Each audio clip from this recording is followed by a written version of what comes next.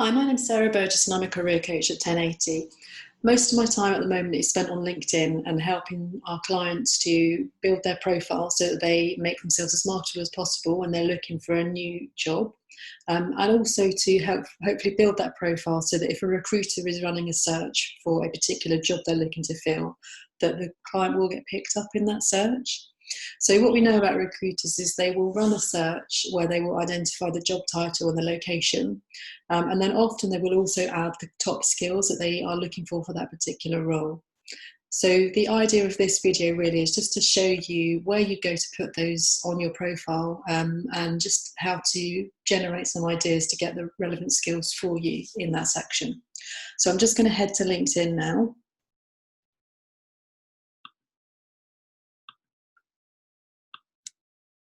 Okay, so LinkedIn should now have opened in front of you.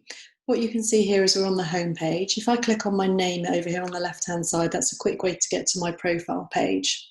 So if you don't already have a skills section set up, if you click on the Add Profile section here, and then go down to Skills, that will allow you to set up the section. Because I do have it set up already, what I'm going to do is just scroll down. So the Skills and Endorsements section is fairly near the bottom of your profile. So almost there. Okay, so in this section, you can have up to 50 skills listed. So what you'll see when you first look at someone's profile is the top 3 highlighted here. So these are often the default position, which is LinkedIn puts in the top endorsed skills of yours at the top of your list. So endorsements are basically when your connections have gone in, seen those skills and said, yes, that person's good at that. So from what I've read and what I've seen, the number of endorsements doesn't matter particularly in terms of a recruiter perspective. They'll run a search looking for the skills. So say, for instance, here, they'll look for career management and employee engagement. So I would appear in their search somewhere because I have those words, but it doesn't actually matter how many endorsements I've got. The recruiter doesn't actually see that in the recruiter view. However, if they did then come to look at my LinkedIn profile, then obviously having a number of people endorsing me that they rate that skill of mine, then obviously that's quite powerful. So in terms of search, it's not mandatory, but in terms of kind of looking good on your profile, then it's quite useful. So if I click here on show more, what you'll see then is the rest of the skills that I have. So as I said, you can have up to 50 skills here.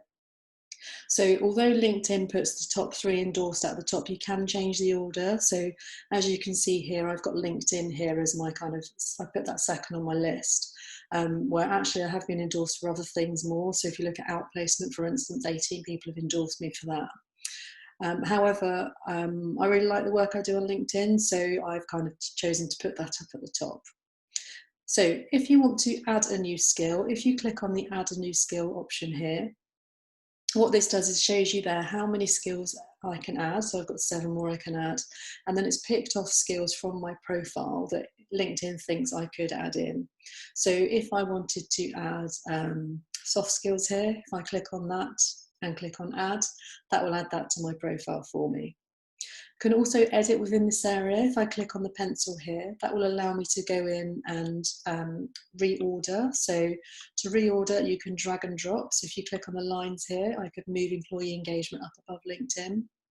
If I decided I didn't want LinkedIn pinned anymore, if I click on the blue pin here, that will remove it and allow me to choose something else. So I could go back to outplacement there. And similarly, I can delete things here. So if I didn't want human resources to show up anymore, if I click on the dustbin, then that removes that from my list. So once you're done with that, you can click on save, and that will update your profile for you. So the other thing that's worth doing is just having a look at job vacancies for the kind of role that you're interested in doing next. So here's one I've already searched for.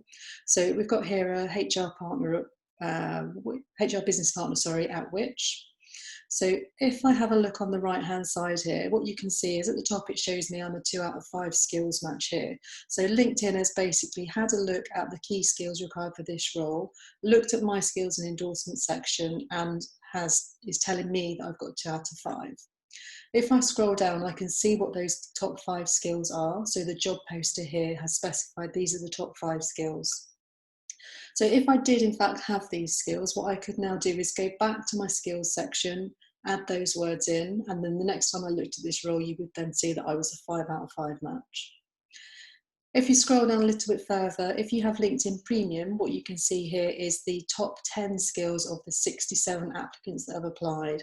So here I have 6 out of the 10 skills there. If I wanted to, again, I could add these into my LinkedIn skills section, and that will give me a 10 out of 10 rating.